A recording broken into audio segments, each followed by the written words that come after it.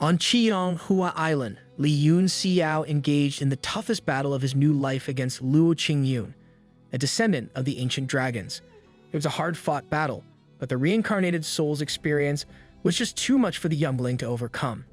After obtaining over 1,000 slot crystals for Mount Meru, the boy returns to Martial Flame City, running into Lung Xingbo on the way back. There, he tweaks the cultivation suppressing formation to exclude himself, takes care of troublemakers, and is now confronted by Xin Ruyu over his uncle's disappearance. Questioning what the Crown Prince's dog being lost has to do with him, Yun Xiao refuses to tolerate such arrogance when they are in Martial Flame City instead of High Sun City. Getting talked to like this, Xin Ruyu genuinely starts tweaking out. As his inner monologue goes wild, he vows to kill the reincarnated soul for disrespecting him so blatantly and tries to gather his true chi in a crescent shape. Emphasis on the word tries though, as the moon shatters before it can fully form. Seeing the Crown Prince failing to sustain his true chi, Yun Xiao lets out a little chuckle. Enraged by the latter's reaction, the former leaps at him and brings out his 6th-tier summon weapon, Jade Ruler, Yao Qi Painting Staff. Without moving a single inch, the reincarnated soul simply points his index finger at Xin Ruyu, instantly summoning countless glowing blades above him. Unleashing the power of the Great Sun Golden Light Array, Yun Xiao renders the Crown Prince unable to move a single muscle. Adding further insult to his injury, the boy walks up to Xin Ruyu, without an ounce of fear for the blade in his hands. When their faces are right across from each other, Yun Xiao proclaims that he could kill the Crown Prince with a flick of his hand, if angered. Understanding that the 9 Pillars dustless formation truly doesn't affect the reincarnated soul, Xin Ruyu questions how it is possible. After all, 2 esteemed formation masters from the Vanishing Valley set it up. More importantly, Yun Xiao's eyes are filled with immense killing intent, so he fully means every word he says. Politicians could learn a thing or two from bro. Turning his back to him, the reincarnated soul reminds Xin Ruyu that his status as royalty doesn't give him the right to act all high and mighty in his presence. After all, Xingyang Jia and Zhou Yushan already went down that road, and everyone knows how that turned out. So Yun Xiao only wants to make sure the next idiot who suffers that fate isn't the Crown Prince. With this threat, the reincarnated soul frees Xin Ruyu and walks away, leaving him on his knees, utterly humiliated.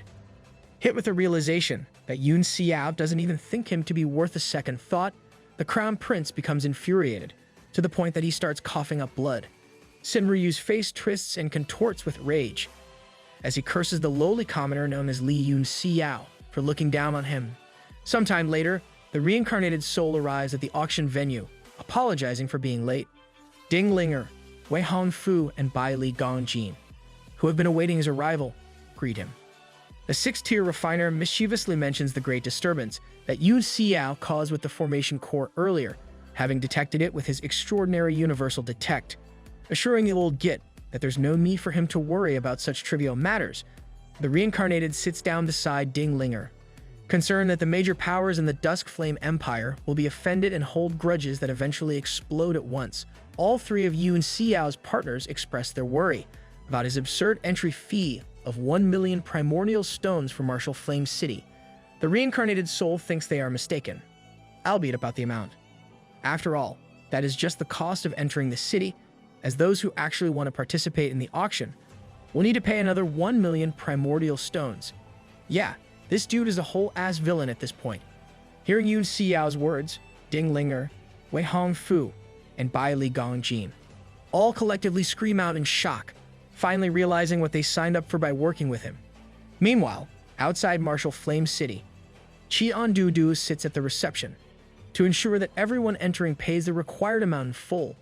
Suddenly, a bag of primordial stones with a special engraving drops on the desk, leaving him trembling. Resembling Qian Dudu and referring to him as a piece of trash, a towering figure remarks that it's been a long time since they have last met. The man mocks Qian Dudu for disappearing to the southern region only to get a promising job as someone's watchdog. While the mysterious figure starts laughing out loud, Yun Xiao's toll collector calms himself. Grabbing the man's money, Qian Dudu puts aside his personal feelings and lets him enter as he has paid the amount in full. An ominous silence befalls the area as the towering figure enters Martial Flame City. On his way, he once again insults Qian Dudu for being a piece of trash, who will remain a watchdog for the rest of his life. Noticing the uncomfortable interaction, Xiao Qingwang inquires about the man's identity, wondering if he did anything hostile. With a melancholic expression, Qian Duo reveals that the guy used to be his elder brother, but they no longer share that bond, alerting Xiao Qingwang. Anyway, tens of thousands of people end up entering Martial Flame City. They complain, but no conflicts arise after Yun Xiao's earlier demonstration. Of course, as the enormous crowd heads to the auction house, it realizes that another 1 million middle-tier primordial stones are needed to participate in the auction. Overcome with rage, people end up vomiting blood in front of the ticket booth, making Duan Yue feel bad, as the one responsible for collecting their money. Inside the auction venue, Yun Xiao sits comfortably, unbothered by his extorting ways. Realizing that he wasn't bluffing whatsoever, Ding Linger, Wei Hongfu, and Bai Li Gongjin all become literal blockheads. They worry about the Dusk Flame Empire's revenge tour that will ensue after Mount Meru's descent, though none of them dares say it to the boy's face, even when he asks them if anything is wrong. Of course, the reincarnated soul understands that extortion this blatant will lead to severe consequences. We stand a self-aware king around here. However, he also knows that the world respects strength. By taking control of the 9 Pillars Dustless Formation, the Taisu Heaven's Capital Array, and the Great Sun Golden Light Array, Yun Xiao has made Martial Flame City's defense superior to any power in the entire southern region. So anyone who dares to oppose him, there will meet a tragic fate. The boy then lets out a sinister smirk, knowing that his stunts have also made the Thousand Treasures Tower, the Alchemist Association, and the Tianyuan Commerce Guild his accomplices, even if the blockheads don't realize it yet. Hence, no power in the southern region can threaten him anymore. Meanwhile, at the auction house, greenery erupts everywhere as the extorted people await the start of the event.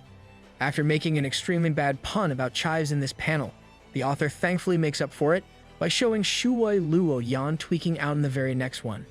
She was losing her mind at the Tianyuan Commerce Guild, being the auction's primary supporter above the Alchemist Association and the Thousand Treasures Tower, but He Feng is unbothered. Being as clueless as always, the Fatso thinks that Ding Linger must have sacrificed a lot for this stunt, and will soon become history along with her guild. Shuoi Lu Oyan is unconvinced though, as the girl is bound to have grown a lot stronger after their battle a year ago. She rightly that the auction will help the Tianyuan Commerce Guild gain a lot of power, but He Feng once again misleads her completely by being too cocky and suggesting that they play safe. Yeah, the dude needs to be fired ASAP. Right then, an elder of the Mei family arrives on the stage, being the host of the event. After shouting out the auction's backing powers, he reveals the items to be sold. Seeing an esteemed member of the Mei family as the host, the crowd gets riled up. However, their hype soon turns to rage, as it is revealed that the crystals will be auctioned off in bundles of 10, despite being over 1,000 in total. Regardless, the bidding begins. People start shouting like rabid dogs, and the bid instantly goes up to 50 million middle-tier primordial stones for the very first bundle. Seeing the highest bid spike up to around 100 million, Bai Li Gongjin jokes about Yun Xiao being the southern region's richest man after the auction. However, the reincarnated soul acts all humble, remarking that he can only dream of that when a Lord of the Thousand Treasures Tower, aka the head of the Commerce Alliance, is sitting in the room with them. Wei Hongfu isn't chuckling to himself, as the boy suggests though, considering the auction seems to have exceeded all expectations in its scope, becoming comparable to those held by ancient families in the southern region. However, the old git worries that Yun Xiao has made people wary of him by flaunting his wealth so blatantly. Unbothered, the boy sarcastically implies that daring to oppose him is practically courting death. Left in disbelief at what he just heard, Wei Hongfu wonders where Yun Xiao, even with his rare character and tolerance, finds such confidence. Right then, Bai Li Gongjin gets all excited as one of his treasures is about to get auctioned off. Formally announcing that the next item has been provided by the Alchemist Association, the host reveals it to be a 6th-tier compound Suan artifact, refined by none other than Bai Li Gongjin himself, the Devil's Armor and Spear set. Witnessing such an exquisite item with their own eyes, the entire audience loses their minds. Some lament not selling their house before coming to the auction, so they could have had more money, while others forget about Mount Meru's slot crystals and go all in on the shiny item. Shuoi Lu Oyan is confused about why an average compound artifact is getting so much attention, and chalks it up to the south being an undeveloped slum. Acting intelligent for the first time since his appearance, Hefeng informs her that it's the underlying intention behind it that's important. Since Bai Li Gongjin himself refined the compound artifact, auctioning it off there showcases that the event is deemed to be of great importance by the Alchemists Association. Worrying about the implications, the Fatso wonders if the Tianyuan Commerce Guild has somehow formed an alliance with Bai Li Gongjin. Shuoi Luo Yan doubts that, as the Alchemist Association has always been an independent party. However, Hefeng lets her know that she's being too naive. After all, no such power can be truly independent as long as it exists in Tianwu, provided there's enough incentive. Shuoi Luo Yan is still skeptical, thinking that the trashy Tianyuan Commerce Guild couldn't possibly have anything worthwhile to offer to the Alchemist Association. She concludes that Ding Ling only made a deal with the Dusk Flame Empire branch's 6th-tier refiner to sell his items, but Hefeng wonders if it's really so simple. After all, Bai Li Gongjin is the disciple of that lord. While the Fatso hopes that he's just overthinking things, the entire crowd starts bidding furiously over the devil's armor and spear set. In the end, it gets sold for a hopping 40 million middle-tier primordial stones to a random and insignificant family from the Dusk Flame Empire. No one bothered the poor guys afterward, as they were just regular people looking to take it back as a family treasure. Just like that, the auction continues, ending after a whole day.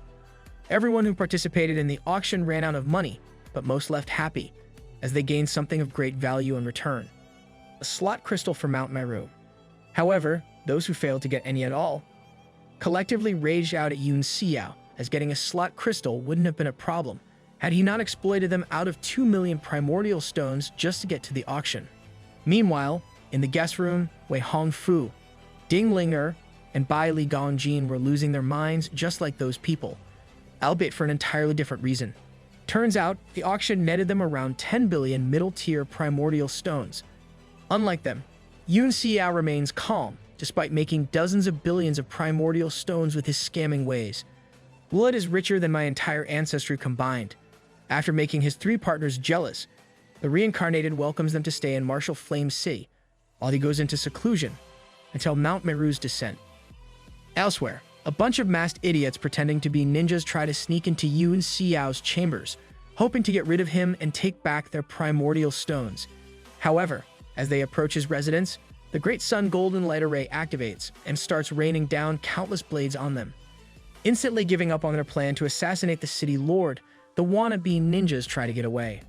Of course, the mighty formation's homing blades latch onto them like an obsessive X, granting the idiots a swift but painful death. Witnessing yet another slaughter happen right before their very eyes. Hefeng and Shuoi Luo Yan understand that Yun Xiao doesn't care about killing everyone in his way. The Fatso is sure of one thing though: Martial Flame City will bear the wrath of the entire world once Mount Meru closes. With only 2 days remaining until the Mystic Realm's descent, the sky begins to thunder from time to time. Numerous powerful martial artists from the entire southern region gather above Martial Flame City to ensure the safety of the major sex disciples and families, while the resentful small fry who died while trying to attack Yun Xiao get buried disrespectfully. However, no one present knew that they were killed by the Great Sun Golden Light Array. Regardless, major suspicion fell on the reincarnated soul, as none of the martial artists could understand how he killed those disciples. Elsewhere, Ding Ling is troubled by Yun Xiao's extreme measures.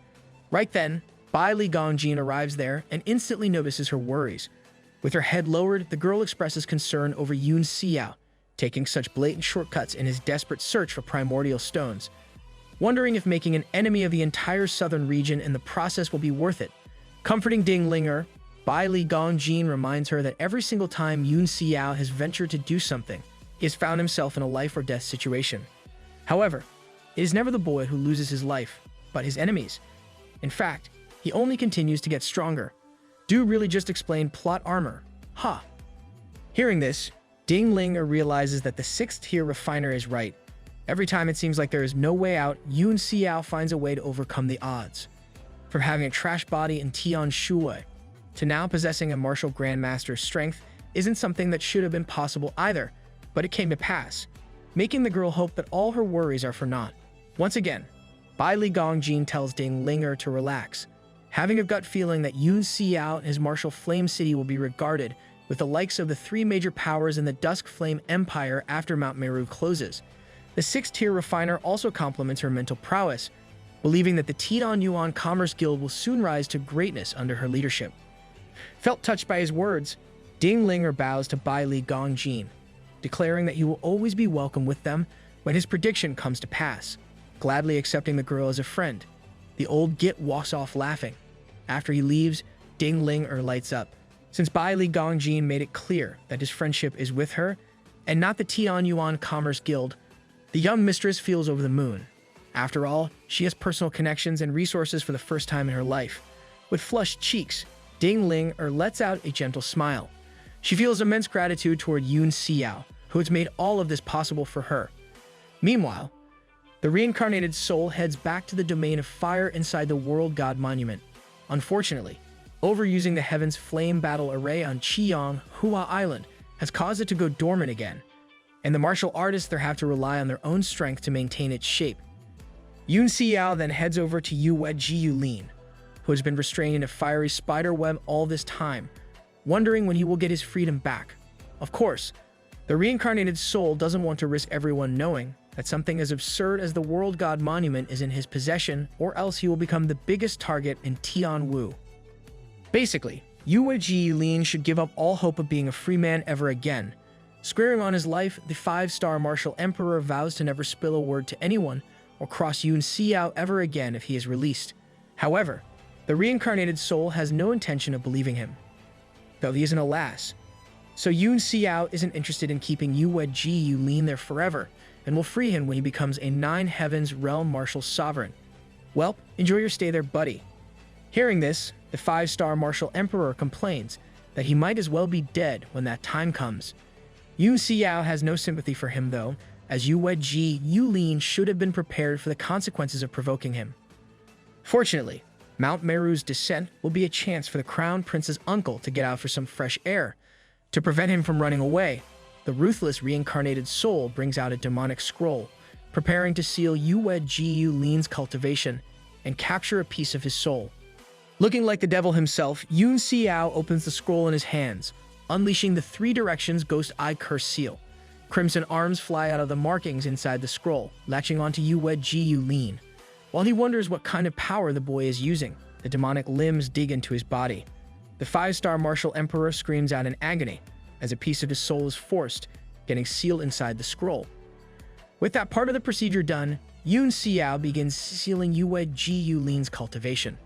The former's crimson hands rip the skin around the latter's heart, embedding the area with the 3 directions Ghost Eye seal. As the reincarnated soul completes the process, Duan Yue comes flying there.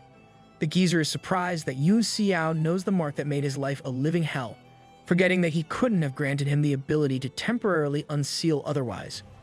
Duan Yue then looks over to Yulin with pitiful eyes, as he has been sealed far worse than him, becoming weaker than even a 7-star martial grandmaster. Meanwhile, Yun Xiao bites his fingers to make it bleed.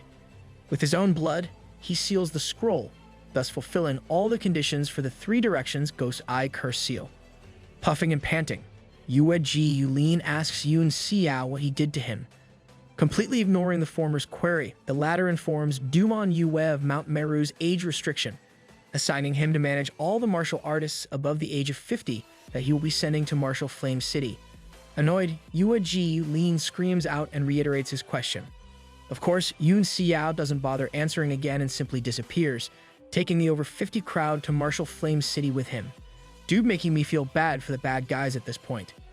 After explaining the situation to the confused souls, the boy lets them know that he has set up the Taisu Heaven's capital array up to a 1-kilometer radius, ensuring that no outsider can enter, nor can an insider leave her. Of course, Duan Yue recognizes that this so-called kindness is just a plot by Yun Xiao to ensure no one can leak the secrets of the World God Monument. The reincarnated soul then heads back to the 3,000 young people still left in the World God Monument, informing them that they will accompany him when Mount Meru opens. Following this, Yun Xiao drops all the primordial stones from the auction there to open the fire domain again. Revitalized by the overflowing amount of rich spiritual energy, the Heaven's Flame Battle Array becomes a tangible entity once again. Just as the martial artists wonder if it's okay for them to sneakily yoink some of the energy for themselves, Yun Xiao tells them to stay away, since the temperature is about to rise. With this warning, he unleashes the phoenix's true fire, flicking it into the ocean of spiritual energy. The two powers mix and merge, resulting in the heaven's flame battle array erupting with the essence of fire, becoming stronger than ever before. Witnessing this scene, the Kumbo Divine Tree's spirit comes flying there. The kid is all giddy, revealing that the phenomenon feels similar to the very creation of heaven and earth. Wondering if the domain of fire is trying to open up its own space, the tree spirit asks Yun Xiao to quickly plant his roots there so that he can absorb the essence of fire. Of course, the reincarnated soul doesn't want to make him a spoiled brat by listening so easily, and first wants the kid to spill the beans about the array. Daddy chill. Although the Kumbo Divine Tree's spirit doesn't know for sure, he can guess that the World God Monument is an ancient artifact that has been sealed away for countless ages.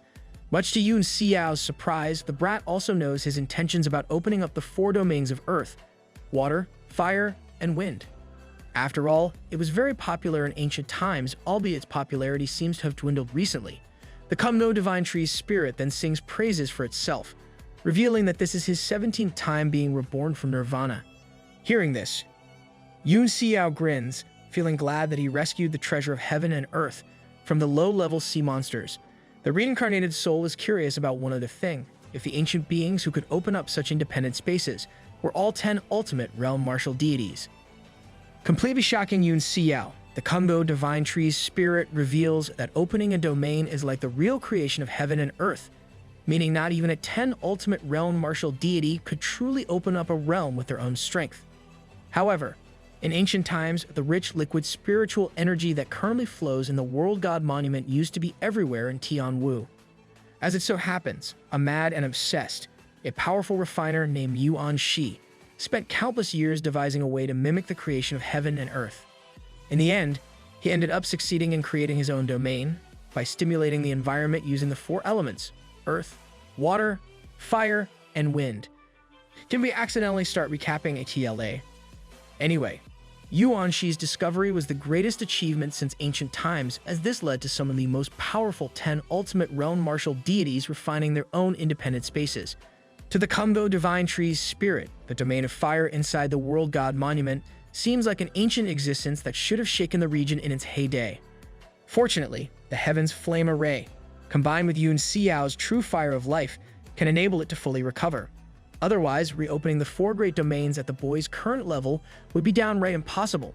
While this means that he can open the other 3 domains with enough spiritual energy and a divine object to stimulate it, it's highly unlikely that Yun Xiao will encounter something on the same level as the true Soul Phoenix's flames again in this lifetime. Or so the Kumbo Divine Tree's spirit thinks. All of his words have made the reincarnated soul realize his narrow-mindedness in thinking that Tianwu was already in his grasp.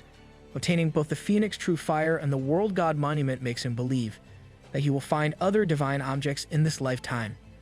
Wishing him good luck, the little brat demands that Yun Xiao pay him back for extracting his spirit power last time by letting him absorb the domain of fire's essence.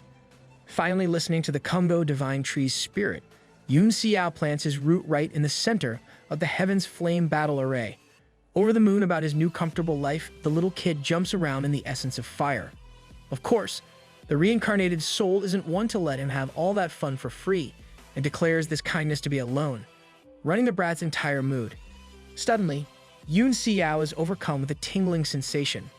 He looks up with a big smile across his face, concluding that Mount Meru is open at last. Meanwhile, above Martial Flame City, the entire sky starts to crack. As the residents start panicking, an announcement is made to comfort them, revealing that the Great Spatial Tremor is just because the two spaces are merging. With the prelude to Mount Meru's opening underway, dingling their worries about Yun Xiao still being in seclusion. Even Bai Li Gongjin, who is standing beside her, can't see through the boy's restrictive barrier, but hopes that he will come out soon.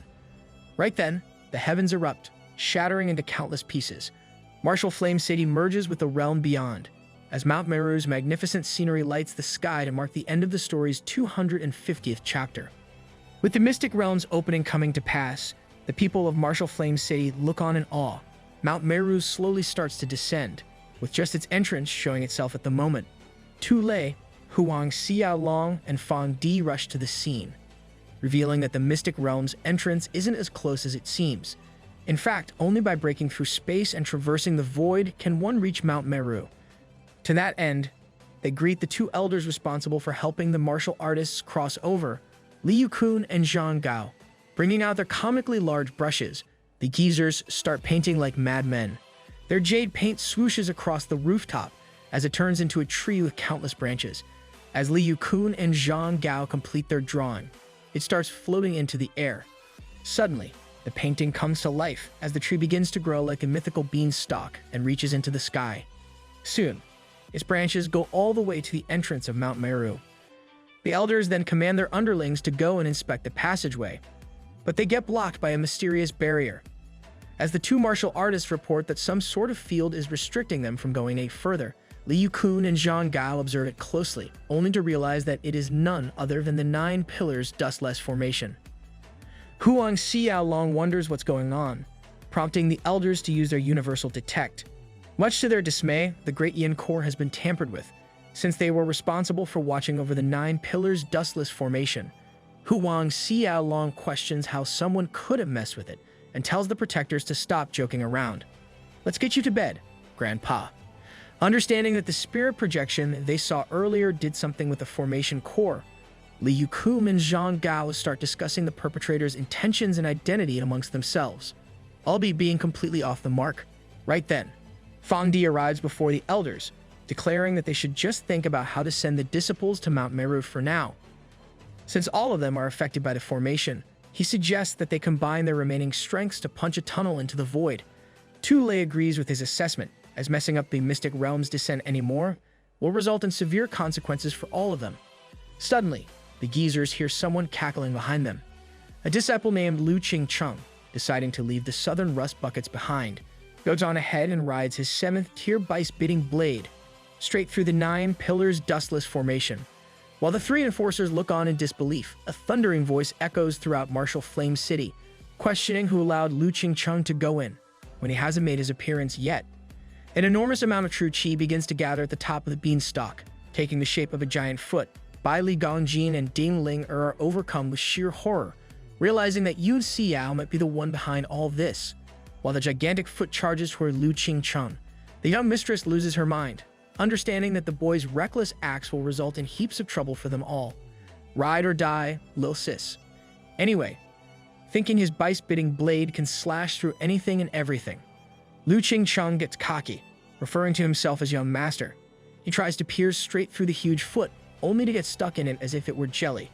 Raging at the martial artist for daring to call himself young master in front of him, the owner of the voice proceeds to stomp the ever-living crap out of him.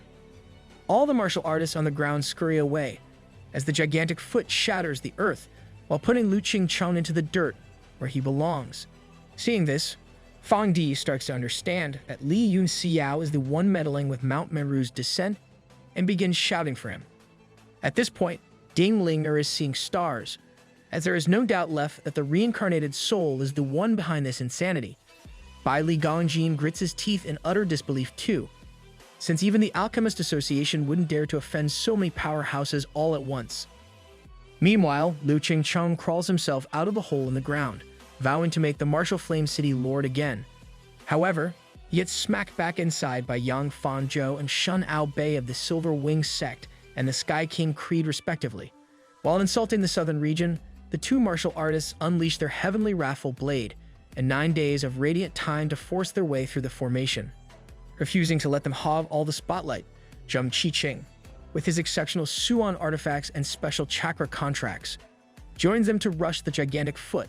Seeing the eastern region's 3 disciples show off so blatantly while looking down on southerners like him, Fan Di starts cheering for Yun Xiao and wishes that he stomp the arrogant fools to death. What a based old man. Meanwhile, in the crowd, a guy named Yu Qing and his friends start acting all high and mighty, making fun of the eastern and southern martial artists alike. Hearing their insults, the south region's martial artists grit their teeth in rage, hoping that all the other region's fighters meet a terrible demise. Right then, Yang Fanzhou, Shun Ao Bei, and Zheng Qiqing break through the 9 Pillars Dustless Formation almost a little too easily. Just as they start celebrating though, the reincarnated soul's moon eye technique appears in the sky. As they freeze in place, all the onlookers are left confused. After all, the mental attack is invisible to them. Brimming with hostility, they wonder if the Eastern Region's trio is showing off by not entering Mount Meru even after breaking the formation.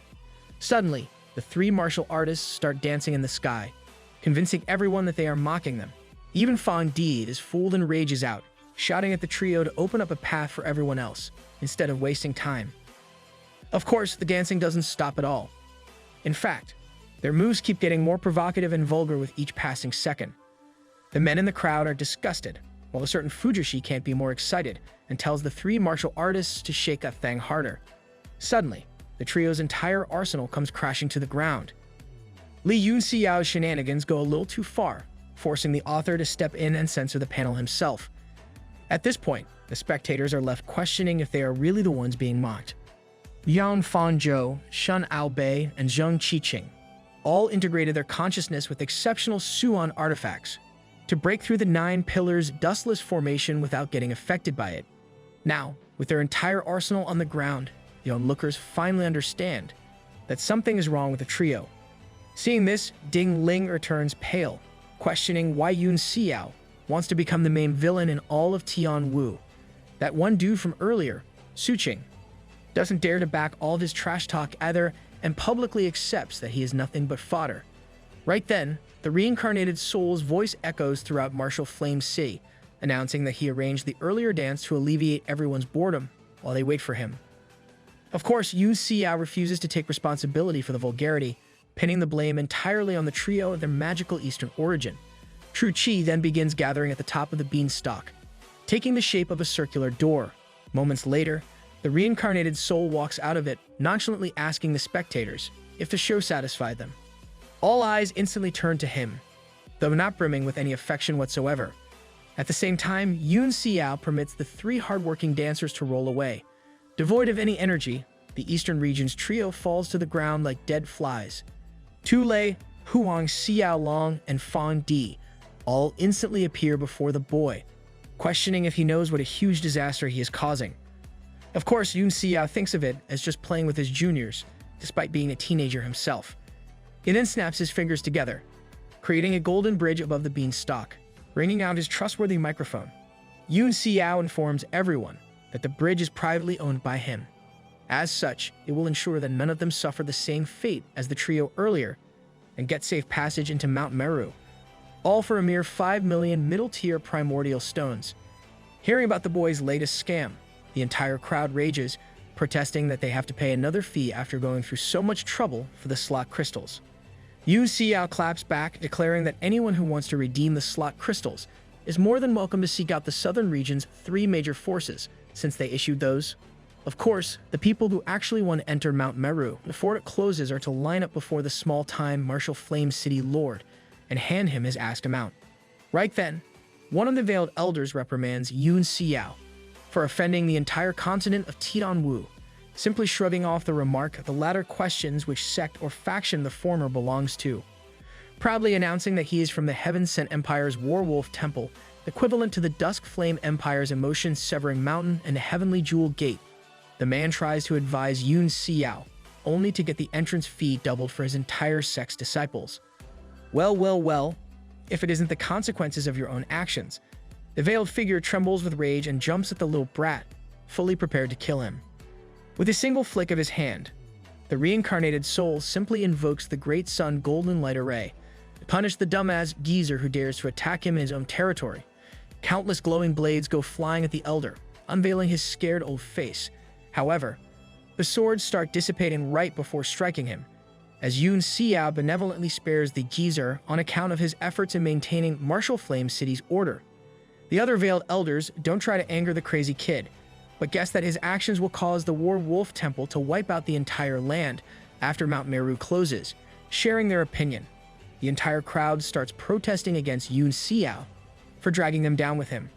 Suddenly, the boy lets out a wide grin, questioning who the hell they think he is. Dancing around like Michael Jackson, the former military breaker Martial Sovereign refuses to be afraid of anyone in the whole world.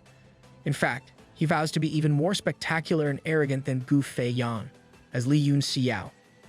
Ignoring the teenager's masterful performance, Qi Andudu's elder brother walks up to him, becoming the first guy to pay up the 5 million middle-tier primordial stones, Confirming the amount, Yun Xiao lets him pass through to Mount Meru. This is all it takes for everyone to stop protesting and follow suit, as the reincarnated soul's pockets start getting filled with primordial stones. Soon, Shuoi Lu Oyan steps up to pay the amount. However, Yun Xiao stops her, declaring that she has to hand over 20 million middle-tier primordial stones. The girl questions why she has to pay an extra fee, but the reincarnated soul seemingly has no particular reason, and is doing so just because he can. Of course, Shuoi Lu Oyan also has the option to simply leave if she can't pay and not delay the people behind her. Refusing to be bullied like this, the girl charges up a huge ball of pink energy, promising to eradicate Yun Xiao right then and there as a lesson for the wicked woman, Ding Linger. Surprisingly, the boy is actually taken aback by her attack. Right then, Long Chuan shows up, paying on Shuoi Lu Oyan's behalf. Ha, simp. With sweat dripping down his face, Yun Xiao compliments his former foe, but he humbly shrugs it off.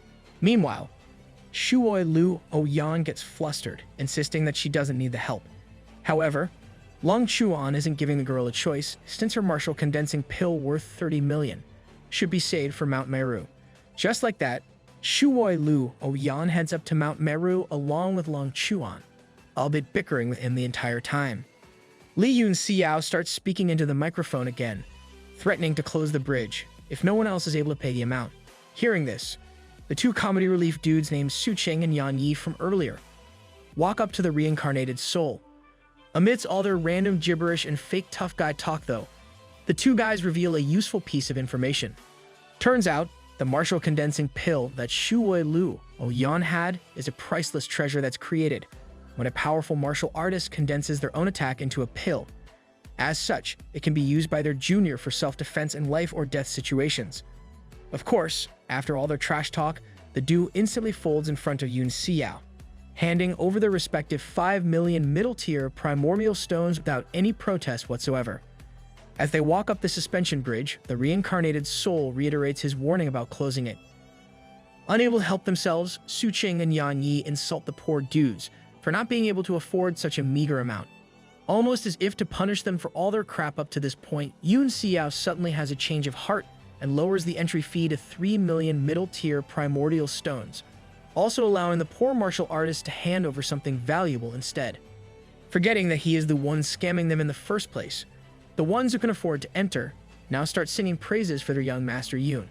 Of course, as soon as they pay up, the reincarnated soul shows his true intentions of wanting to extort everyone completely. He further lowers the price to 1 million for the last batch, once again receiving countless praises for his benevolence. At last, the utterly penniless martial artists remain. With tears flowing down their faces, the poor guys plead their case to their city lord Big Brother, begging to be let in. Yu Xiao starts feeling bad for them, though he refuses to let it show. Acting like an annoyed old hag, the reincarnated soul allows the broke blokes to pass, but vows to kill them all if they are still poor next time. Hailing the merciful city lord, the poor guys giddily head up the suspension bridge. This makes the enforcers realize that Yun Xiao may be a blatant scammer, but he isn't a complete hole. Anyway, the reincarnated soul turns to his side, announcing that it's time to go in. Blushing from ear to ear, Ding Ling sarcastically remarks that she doesn't have any money. Of course, being the sly dog that he is, Yun Xiao one-ups her instantly, declaring that a broke beauty can just pay in a certain other way. He leaves the maiden utterly flustered. As Yun Xiao's suspension bridge closes, the elder who Yun Xiao humiliated earlier rages out at his arrogance, wanting him to be captured and sliced into 1,000 pieces, as well as for Martial Flame's city to be razed to the ground. Fang Di calls out the man for his extreme statements, as Li Yun Xiao didn't really harm anyone. The elder disagrees, considering the amount extorted by the boy is almost equivalent to a major sex riches. Fang Di still defends Yun Xiao, ticking the man off even more. Huang Xiaolong steps in to calm both parties, being of the view that the entire thing is their fault, since they let a teenager exploit them. However, he also thinks that Li Yun Xiao has to be punished severely to keep the prestige of the southern region's sex intact. Tu Lei suggests that they capture and punish the reincarnated soul after Mount Meru closes, so the innocent residents of Martial Flame City are spared. Everyone is on board with this, leaving Fang Di no room to argue anymore. And T little bro, at least you tried. Meanwhile, Li Yun Xiao finds himself in a luscious and colorful forest inside Mount Meru, having been separated from Ding Linger because of the entrance's random teleportation. Not all that bothered by it, the boy starts inhaling the fresh and rich spiritual energy of the mystic realm. Loving what he smells, Yun Xiao jumps around like a child in a candy store. Although this age-restricted paradise also opened in his past life, the reincarnated soul couldn't enter and always regretted it. Getting a second chance to make up for it, he can't contain himself. Sniffing even the ground like a desperate puppy, Yun Xiao realizes that the spiritual energy here is not only pure and dense, but also feels similar to the World God Monument. He wonders if an ancient powerhouse created the mystic realm as an independent space and eventually lost it. None of that matters though, as time is extremely precious. Wanting to absorb as much spiritual energy as possible, the reincarnated soul sits down and unleashes his universal detect net to find the densest spot. Much to his surprise, only one person is running around within the 1,000-mile forest, despite the fact that over 10,000 people are in Mount Meru. Surprised at the sheer size of the mystic realm, Yun Xiao eventually finds a valley to the east, brimming with liquefied spiritual energy. He heads there on his floating battleship and starts raking it all in, understanding that all the superpowers would be fighting over the treasure land if it were in Tianwu. Quickly placing his World God Monument, Yun Xiao begins absorbing the concentrated spiritual energy faster than humanly possible. He then heads inside the Fire Domain, where all the martial artists are over the moon at this turn of events. Floating around, the reincarnated soul wonders how much the World God Monument will be able to recover in the 3 months Mount Meru will remain open. Right then, a certain beautiful martial king with long crimson hair makes her appearance after countless chapters, wanting to go out into the mystic realm. Her drip leveled up like 10 levels. Somehow not drooling like an idiot, as I would have been if I saw Li Yun Xiao. The reincarnated soul insists that staying in the World God Monument's Fire Domain is better and safer than heading outside. Of course, the lady doesn't fear any dangers as long as Li Yun Xiao is by her side. Instantly realizing what she just said, Li Yun Xiao gets flustered and demands to be let out, forcing the boy to comply. Outside, the teacher marvels at the mystic realm's beauty. Meanwhile, Yun Xiao wants to proceed with caution. Since the World God Monument also has to be hidden, he suggests that Li Yun Xiao stays with it in one place until Mount Meru closes and automatically teleports her out. Of course, she has no intention of listening to him. Worried that Li Yun Xiao is acting more and more like a little girl in front of him, Yun Xiao awkwardly bites his finger. Suddenly, something alerts him, and he rushes back to his floating battleship, asking the lady to come with him, revealing that someone is quickly approaching. Not wanting to expose the World God Monument, Yun Xiao and Li Yun Xiao quickly head to high ground. Putting away the floating battleship, the former shushes the latter, informing her that someone is close by. After some time, a panicked and screaming moss head comes running there. Did Zoro get lost again? Seeing his condition, Li Yun Xiao realizes that he came there from thousands of miles away and wonders just how powerful Yun Xiao's universal detect has gotten. Right then, the runner shouts out for them. However, he puts the two on alert by begging for their help. After all, Yun Xiao's universal detect is shielding their hiding spot, so they shouldn't have been discovered. Unless, of course, the Moss Head's abilities are somehow much stronger.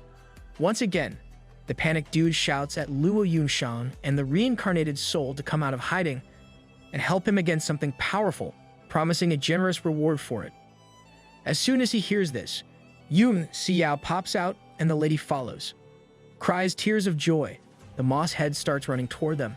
However, upon seeing that one of them is a martial king, while the other is a mere martial lord, he insults the duo and changes his direction. Of course, the idiot quickly doubles back when he realizes that the one with the weaker cultivation is none other than Li Yun Xiao himself, or Young Master Yun as he likes to be called. Hiding behind the almighty savior, the Moss Head introduces himself as Zhou Ziyuan from the northern region's Plum Blossom Island. Turns out, he met a monster as soon as he entered Mount Meru, and has been running ever since, only surviving due to his special skill set. Annoyed at being touched, Yun Xiao punches away Zhou Ziyuan, who hasn't seen the monster's form yet, despite somehow seeing through his savior's universal detect shielding. Apparently, Zhou Ziyuan used a heavenly mirror to observe within a 1,000-mile radius and found the two of them. He does find one thing strange, though. The treasure that is never wrong spotted only one person at first for some reason, with the second one appearing out of nowhere. Answering wrongly, the moss head guesses that the city lord just came in from Martial Flame City. You'll get it next time, buddy. Anyway, Yun Xiao notes that the Heavenly Mirror is Plum Blossom Island's legendary 9th-tier treasure. However, the one in Zhou Ziyuan's hands is nothing more than a 7th-tier knockoff. Not knowing how Yun Xiao figured that out, the moss head insists that it's just a small heavenly mirror. The reincarnated soul doesn't care either way though, as the knockoff is still pretty valuable. Suddenly, the monster catches up to them. Zhou Ziyuan hides away, while his two saviors get ready to fight. Moments later, the nearby trees get engulfed in a mysterious goop. Tripping all over the place, the green fluid charges toward the group. Lu Yunshang pushes him back, not wanting Yun Xiao to go up against something that not even a martial grandmaster like Zhou Ziyuan could handle. Confidently claiming that he will be fine as a martial grandmaster is nothing compared to him. The reincarnated soul leaps into battle. Meanwhile, parts of the goo instantly change form and attack Yun Xiao with laser-like beams. He manages to intercept the strike just in time, but Luo Yunshang and Zhou Yiyuan are having trouble even seeing it. While Yun Xiao jumps around the trees, cutting his way through the lasers that are ricocheting all over the forest, the two spectators do nothing but be stunned by him. However, the shuttling attacks soon overwhelm the boy. Losing all his earlier cockiness, he shouts at Luo Yunshang and Zhou Yiyuan to help him, instead of just watching the show. After judging and rating Yun Xiao's less-than-stellar performance, Zhou Yiyuan jumps in to assist him. Bringing out his small heavenly mirror, the martial grandmaster creates a cage of sorts around the reincarnated soul and the monster. With a battle IQ as high as his, Yun Xiao soon realizes the creature's weakness and marks it with his own blood. Getting its invisibility shtick busted, the monster tries to flee. Jacket in hand as a capturing tool, Yun Xiao rushes after it. The invisible entity runs away from the boy, only to end up running into the boundary of the small heavenly mirror. As a result, both the mysterious creature and Yun Xiao freeze in place. Zhou Yiyuan starts celebrating like he caught the monster all by himself, but then a sinister thought crosses his mind. Since not even Martial Emperor can move inside the small heavenly mirror, nothing or no one is stopping the moss head from stealing the billions of middle-tier primordial stones Yun Xiao extorted earlier. However, Zhou Yiyuan's daydreams are instantly shattered as the boy unleashes his godly evolution capture art to break free from the freeze effect, capturing the monster with the divine scriptures. Seeing this improvisation, the martial grandmaster loses his mind and questions how a martial lord can move under his treasure's effects. Of course, Yun Xiao understands how the actual heavenly mirror works, so breaking free from its 7th-tier knockoff and catching the creature was no problem for him. Hearing this, Zhou Yiyuan bursts out sweating, thanking the stars that he didn't do anything rash. Yun Xiao notices his distorted face and questions if the moss head is conspiring against him, getting assured that he is definitely not interested in his mysterious capturing technique and primordial stones. Yep, that would totally be a crazy thing to want. Anyway, with the monster no longer being a problem, the reincarnated soul shoos Zhou Yiyuan away. The latter wonders if he can take a look at it before leaving, something that the former has no problem with, albeit for 5 million middle-tier primordial stones. Not wanting to get extorted again, the moss head sprints away. After he leaves, Luo Yunshang questions why Yun Xiao let him go, considering he was definitely up to something. In all of his poetic wisdom, the reincarnated soul announces that a grasshopper can't touch the sky, leaving her in awe, not being able to estimate or predict Yun Xiao's strength anymore. Luo Yunshang lets out a gentle smile while reminiscing, fully convinced that he is Gu Feiyang's disciple. As she gets curious about what monstrosity they captured earlier, Yun Xiao hypes it up as something good and unwraps his jacket, revealing a small beast that has goop for meat around its skeleton. This is a rare green bond tom demon, which, while not being tough, possesses unimaginable speed and is capable of breaking apart space by evolving into a 7th tier. Deciding to gift the fun little guy to Luo Yunshang, the reincarnated soul siphons out a piece of its soul since she can't tame it at her current cultivation level. Our goat really turned into a simp right before our very eyes, damn. While the demon beast quivers, Yun Xiao etches its soul on the lady, ensuring that it becomes a good boy and doesn't dare disobey her. Lo and behold, the green bond tom demon loses all of its rage and starts purring like a little kitten, embracing the little thing. Luo Yunshang thanks Yun Xiao for the gift. Suddenly, the creature wraps around her wrist, becoming a bracelet for portability purposes.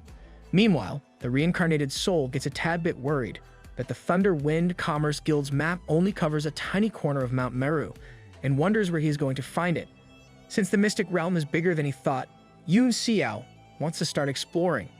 Li Yun Xiao decides to tag along, joining the boy on his floating battleship. After flying around the breathtaking scenery for some time, Yun Xiao finally starts to sense a few people nearby. Right then, a ferocious roar echoes throughout the area. Wondering what's going on, the boy quickly changes the floating battleship's trajectory and rushes toward it. Soon, he comes across several martial Grand Masters fighting a rock beast. Although these creatures are usually 6th tier, this one is about 4 times larger and fiercer, forcing the martial artists to go on the defensive.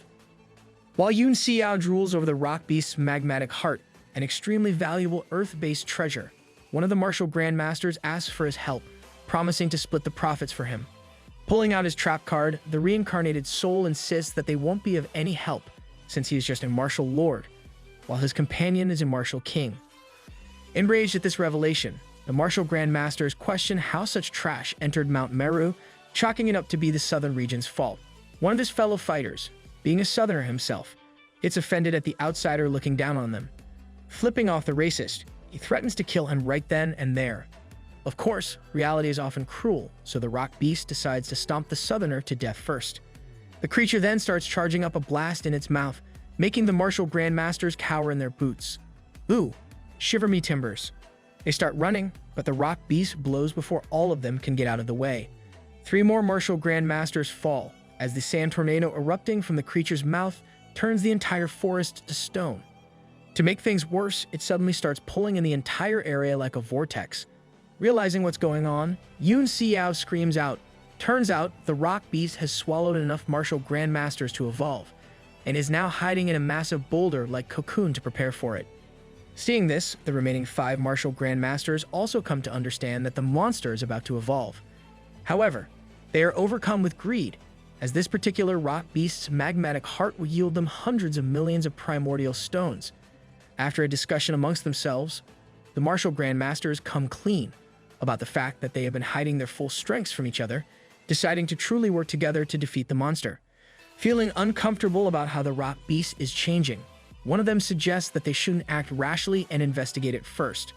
Another dude disagrees, having a brighter idea than that, announcing that there is no need for any of the martial Grand Masters to risk their life as the investigator.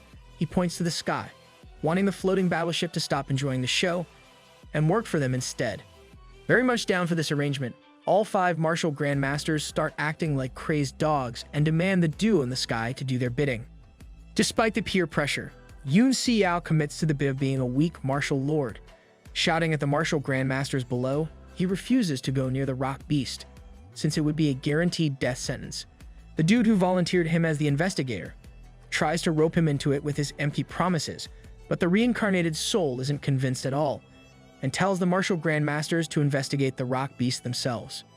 Being an esteemed martial Grand Master in the eastern region, the guy is too full of himself to let this disrespect slide and flies the floating battleship to teach the martial lord a lesson. Upon landing, he spots 2 individuals waiting for him and demands that they investigate the rock beast immediately. Or, before the words come out of his mouth, the idiot is hit with the realization of who he is talking to. Looking more threatening than ever with a beautiful woman by his side, Yun Xiao dares the martial Grand Master to finish his sentence. While the dumbass has an existential crisis in the sky, the rock beast's cocoon erupts. The boulder that was containing the monster turns into volcanic rock and starts to crack, unveiling its new form piece by piece. Soon, the entire cocoon shatters, revealing the rock beast's new appearance that looks awfully similar to Godzilla. Hey, different colors, no copyright infringement here. Witnessing this, the martial Grand Masters foam at their mouths. Even Yun Xiao is shaken up, understanding that no one there stands a chance against the 7th tier demon beast now. The dumbasses on the grounds realize it too and start running away, only to get stopped by the guy who suggested the investigation earlier. This time, he convinces them to attack the rock beast together and fight it until they die. Devil Spear, Primordial Phantom Palm, and Scorching Sun Emperor's Grasp. The 3 martial Grand Masters unleash their strongest attacks and wait for him to join in, but he never does. Realizing that the southern rat played them, the idiots promise to tear him in shreds. Of course, they will never get the chance to, as the rock beast gobbles them all up. Meanwhile, the Southern Martial Grandmaster huffs and puffs his way to Yun Xiao's Green Wolf battleship. The dude who went there earlier tries his hardest to leave him behind, but the Southerner's will to live is just a little too strong. Emptying his lungs, he propels himself to the floating battleship and starts laying it into the guy who tried to abandon him there. Of course, since the latter is a 4-star Martial Grandmaster while he himself is a 3-star one, the dumbass uses his target SWAT technique and starts going off on the reincarnated soul. Much to his dismay, this new target is Li Yun Xiao, an even worse person to offend. Not knowing what to do with himself, the idiot brings out his target SWAT technique 2.0 and begins disrespecting Li Yun Xiao. Yeah, the dude definitely hates living. Annoyed, the reincarnated soul hits the Southerner with the revelation that he is talking to his teacher, leaving him foaming at his point. Right then, the 4-star Martial Grandmaster uses private sound transmission to talk to the idiot, suggesting that they work together and take control of the floating battleship. After thinking about his proposal, the 3-star Martial Grandmaster opts to snitch on him instead and spills the beams to Yun Xiao. Infuriated at this betrayal, the Easterner doesn't even bother denying the allegations and unleashes his aura, wondering why the Southerner is afraid of the Martial Lord, who was only strong due to Martial Flame City's formations. Refusing to side with the outsider, the idiot hides behind his young master Yun and pledges his allegiance to him.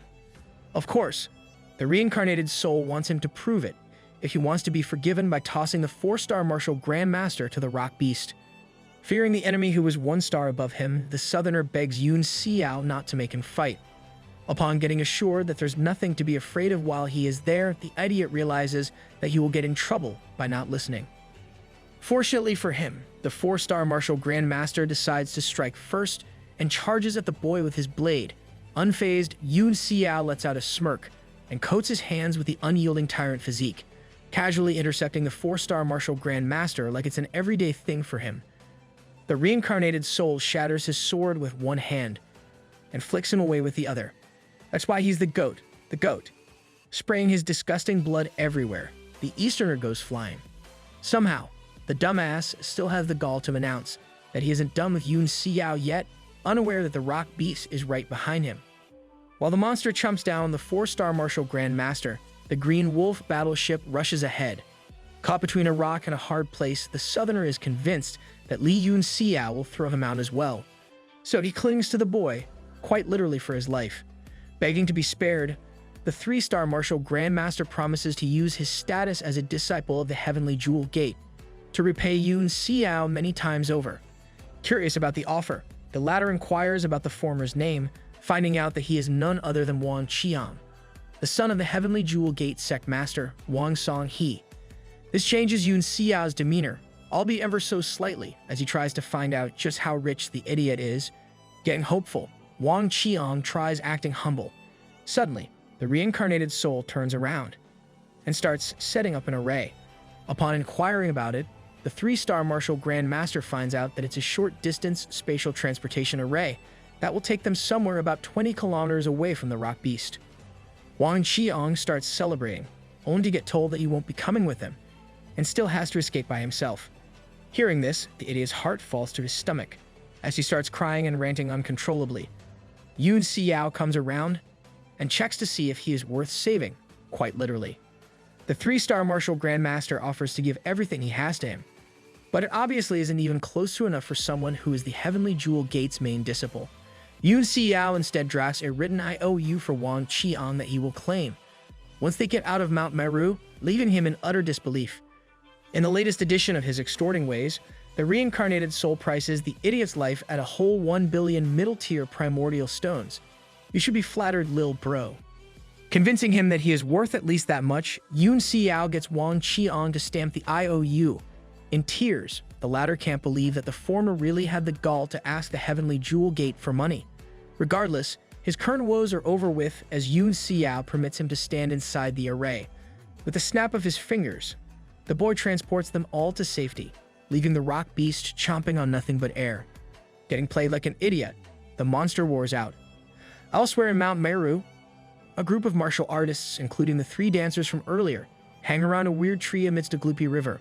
They all look on intently as the glowing fruit in its center sprouts another leaf. This is the 7 constellations realm cultivation essence, which now possesses 6 leaves, meaning it's almost ripe. 2 8-star martial grandmasters from the northern region, Kuoi Si and Sue Chue, discuss the unavoidable battle that is bound to ensue over the fruit. The former wants to find a peaceful solution to make sure the treasure isn't damaged, but the latter doesn't think that it is possible at all, refusing to give up the item no matter what.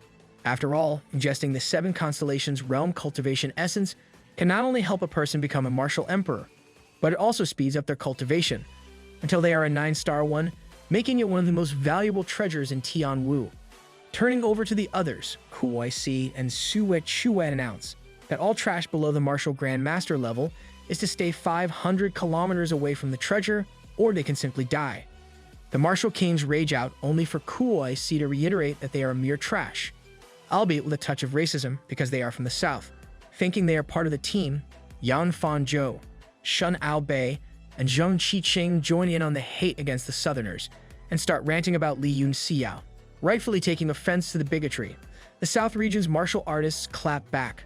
Unfortunately, they aren't the protagonists, so this doesn't end happily for them, telling Kuoi Si to create a barrier and instructing the others to protect the cultivation essence. Sue Chue gets ready to sweep out the stinking trash, unleashing his 8 Desolation Transcendent Blast. The martial grandmaster burns the southerners to a crisp. Meanwhile, Kuoi Si covers the cultivation essence with her hidden technique. Ching Chung, the guy with the 7th tier Beist bidding blade from earlier, calls her out for being selfish, getting told that he has no right to judge her when he isn't putting in any effort to protect the fruit. Right then, a martial grandmaster of the south region prepares to strike Sue Chue down with his sky-splitting halberd, of course not choosing to flee when it doesn't end well for him. Stealing Frieza's whole flow, word for word, bar for bar, the 8-star martial grandmaster bursts open and mixes the southerner like Krillin on Namek. To add insult to injury, Sue Chue declares the south a filthy slum, since even the martial grandmaster from there was using a mere 4th-tier Suon weapon. Heck, a sky-splitting halberd isn't even worth keeping for the northerner, and he throws it away like trash after snapping it in half. Ching Chung passes a backhanded compliment to Sue Chue, who, in turn, expresses that he is jealous of him for lucking onto a weapon as amazing as the Beist-bidding blade. This makes Ching Chung raise an eyebrow, but he isn't allowed to linger on it much longer, since Kuoi Si suddenly screams out, getting her barrier attacked by a gigantic blade. Much to the lady's dismay, the Suon weapon erupts in a violet glow, shattering her barrier with a single blow.